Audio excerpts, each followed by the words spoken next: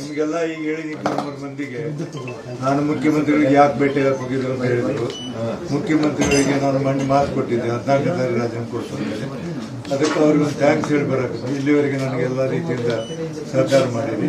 ಅದಕ್ಕೆ ಅವ್ರಿಗೆ ಮನೆಗೆ ಹೋಗಿ ನನಗೆ ಇಲ್ಲಿವರೆಗೆ ಸಹಕಾರ ಮಾಡಿರಿ, ನನ್ನ ಬಗ್ಗೆ ಅಪಾರವಾದ ಕಾಳಜಿ ಇಟ್ಟಿದ್ರಿ. ಅದಕ್ಕೆ ನಿಮಗೆ ಧನ್ಯವಾದಗಳನ್ನು ಹೇಳೋಕ್ಕಾಗ್ತದೆ. ಹೇಳೋರಿಗೆ ಧನ್ಯವಾದ ಹೇಳಿ ಬಂದೆ.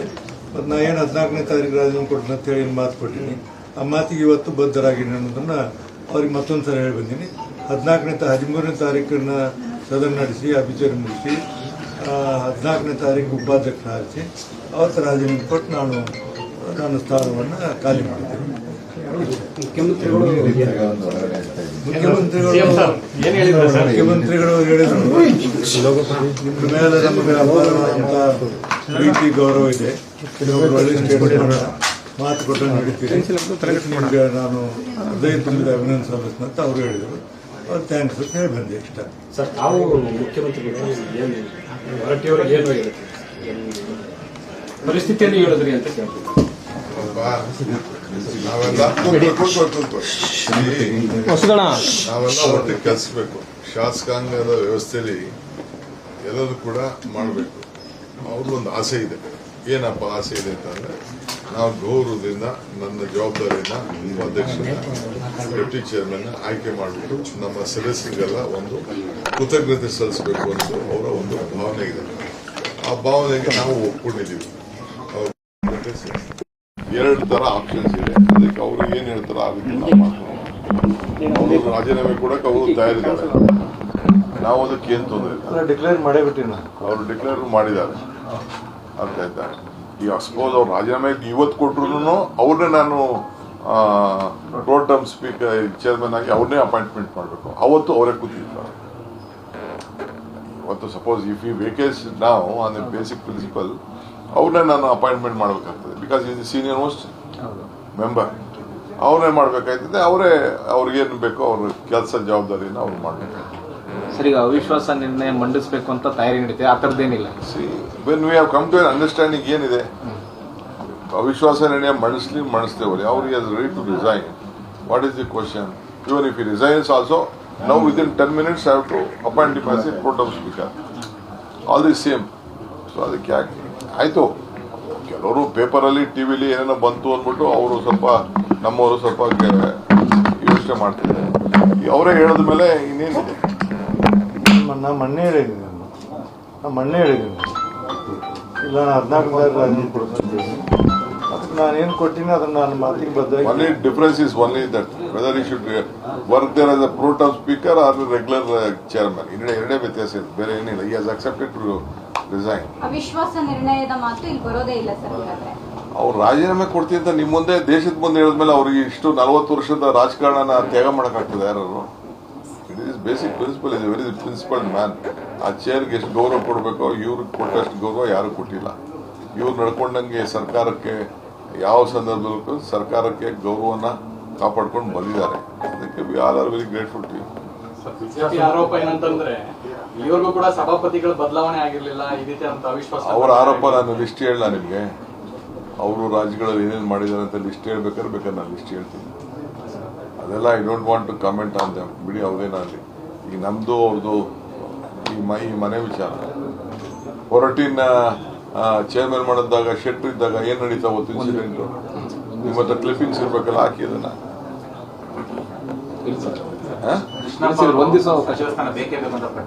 ಯಾರು ತಪ್ಪೇನಿಲ್ಲ, ಕೇಳ್ತಾರೆ, ಎಲ್ಲರೂ ಕೇಳ್ತಾರೆ. ಸಣ್ಣ ಬದಲಾವಣೆ ಆಗುತ್ತೆ ಕ್ಯಾಬಿನೆಟ್ ಅಲ್ಲಿ ಅಂತ ಹೇಳ್ತಾ ಇದ್ದಾರೆ. ಕೆಲವೊಬ್ಬರಿಗೆ ಸರ್, ಈಗ MC ಸುಧಾಕರ್ನ ಕರ್ಸ್ಕೊಂಡ್ರೆ ಅವ್ರನ್ನು ಕೂಡ ಮನವೊಲಿಸುವಂತ ನಿಟ್ಟಿನಲ್ಲಿ ಕೂಡ ಅವ್ರನ್ನು ಮಾತಾಡಿ ಕಳ್ಸ್ತಾರೆ. ಯಾರಿಗೂ ಏನು ಬೇಜಾರಿಲ್ಲ ರೀ. ನಾನು ಕೆಲವು ಸೀನಿಯರ್ಸ್ ಇರ್ತಾರೆ, ಏನೇನು ಜವಾಬ್ದಾರಿ ಕೊಡಬೇಕಾಗ್ತದೆ. Settle it, no problem. Okay, thank you.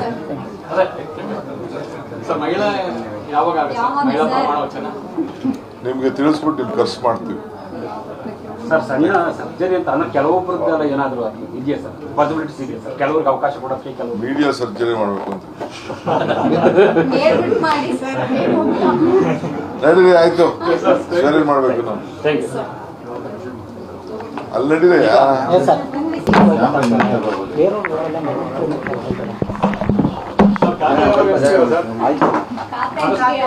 Delay ಆಗ್ತಿದೆ ಅಂತಿದಾರಲ್ಲ ಸರ್ ಖಾತೆಗಳು ಹಂಚ್ಕೊಳ್ಳೋದು. ಯಡಿಯೂರಪ್ಪ ಎಷ್ಟು ದಿನ ನಡೆಸಿದ್ರು ಯಡಿಯೂರಪ್ಪ ಎಷ್ಟು ದಿನ ನಡೆಸಿದ್ರು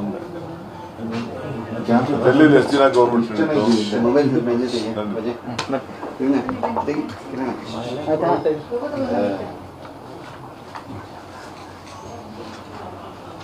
ಎಲ್ಲರೂ ಅಜೆಂಡಾ ಒಂದೇ ಅಲ್ವಾ ಸರ್? ನೆಕ್ಸ್ಟ್ 2028ಕ್ಕೆ ಪಕ್ಷನ ಅಧಿಕಾರಕ್ಕೆ ತರಬೇಕು ಅನ್ನೋದೇ ಸರ್. ಎಲ್ಲರೂ ಒಪ್ಕೊಂಡಿದ್ದಾರೆ, ನೀವು ಒಪ್ಕೊಂಡಿದ್ದೀರಾ? ಅಲ್ಲ, ಅಧಿವೇಶನಕ್ಕೆ ತಯಾರಿ ನಡೆಸ್ಕೋಬೇಕಲ್ಲ ಸರ್ ಸಚಿವರು ಇಲಾಖಾವರು. ಏನ್ ತೊಂದರೆ ಅಪ್ಪ, ಎಲ್ಲರೂ ಎಕ್ಸ್ಪೀರಿಯನ್ಸ್ ಇನ್ನು 6 ದಿನ ಅಷ್ಟೇ ಸರ್ ಇರೋದು. 15ನೇ ತಾರೀಕುವರೆಗೂ ನಡೀತದೆ. 16, 17ಕ್ಕೆ ಅಸೆಂಬ್ಲಿ ಶುರುವಾಗುತ್ತೆ ಅಲ್ವಾ ಸರ್? ಆಬಿಚರಿ ಇದೆ 13ಕ್ಕೆ, 13 ಆಬಿಚೂರು 14ಕ್ಕೆ ಎಲ್ಲರನ್ನೂ ಪರಿಚಯ ಮಾಡ್ಕೊಡ್ಬೇಕು. ಮಧ್ಯಾಹ್ನ 15ಕ್ಕೆ ಆಲ್ರೆಡಿ ಇಂಡಿಪೆಂಡೆನ್ಸ್ ಡೇ, 16ಕ್ಕೆ ತಿರ್ಗಾ 12 ಗಂಟೆಗೆ ನೀವು ಕರೆದ್ರೆ ನಾಗೇಂದ್ರ ಅವ್ರು ರಾಜೀನಾಮೆ ಕೊಡಬೇಕು ಬಿಜೆಪಿ ಆಗ್ರಹ. ಹೋರಾಟ ಮಾಡ್ತಾರೆ ಸದನದಲ್ಲಿ. ಒಳ್ಳೇದು ಹೋರಾಟ ಮಾಡ್ತಾರೆ ಒಳ್ಳೇದು ನಡೀಲಿ, ಮಾತಾಡ. ಸರ್ ಲಾಸ್ಟ್ ಕ್ಯಾಬಿನೆಟ್ ಯಾವ್ದು ಚೇಂಜಸ್ ಇಲ್ಲ ಸರ್? ಕೆಲವರು ಸ್ಥಾನ ಬಂದ, ಕೆಲವ್ರನ್ನ ತೆಗೆದು ಕೆಲವರು ಸೇರಿಸ್ಪಡೆ ಮಾಡುವಂತ ಬದಲಾವಣೆ ನಡೀಲಿ, ಆಯ್ತು, ಮಾತಾಡೋಣ. ಸರ್ ಬಿಡದಿಗೆ 9ನೇ ತಾರೀಕಿಂದ ಪಾದಯಾತ್ರೆ ಮಾಡ್ತಿದ್ದಾರೆ. ಬಿಡದಿ ಟೌನ್ಶಿಪ್ ಪಾದಯಾತ್ರೆ ಅವ್ರ ಪೊಲಿಟಿಕಲ್ ಅಜೆಂಡಾ ಅವ್ರು ಮಾಡ್ತಾರೆ. ನಾನು ಕಮಿಟಿನ ಅಪಾಯಿಂಟ್ಮೆಂಟ್ ಮಾಡಿದ್ದೀನಿ. ಅದನ್ನ ಸತ್ಯ ಅವ್ರಿಗೊಂದು ಕಮಿಟಿ ಮಾಡಬೇಕು ಅಂತ ಹೇಳಿದ್ರೆ ನಾನು ಮಾಡಿದ್ದೀನಿ. ಅದಕ್ಕೆ ಯಾರೋ ಒಂದೆರಡು ಹೆಸರುಗಳನ್ನ ಡಿಸ್ಕಷನ್ ಇದೆ.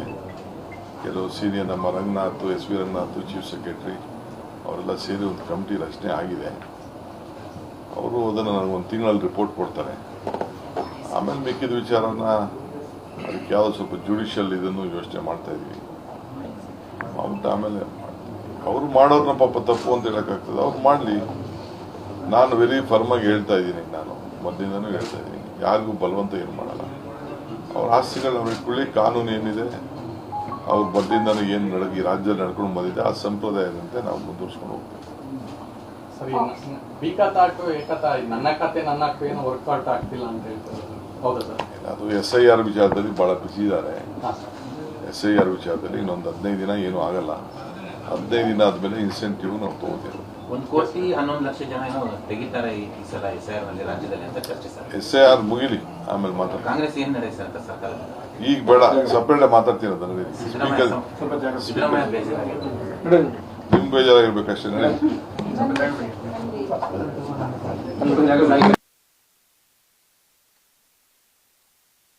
ಕ್ಲಿಯರಾಗೆ ಬಂದಿದ್ರು, ಬಂದು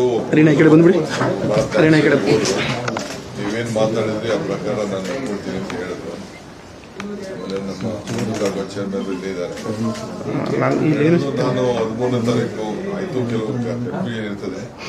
13 ಆಫೀಸರಿ ಮಾಡಿ 14ನೇ ತಾರೀಕು ಡೆಪ್ಟಿ ಚೇರ್ಮನ್ ಎಲೆಕ್ಟ್ ಮಾಡಿ ಆಮೇಲೆ ಅಲ್ಲೆಲ್ಲ ಮೀಡಿಯಾಗೆ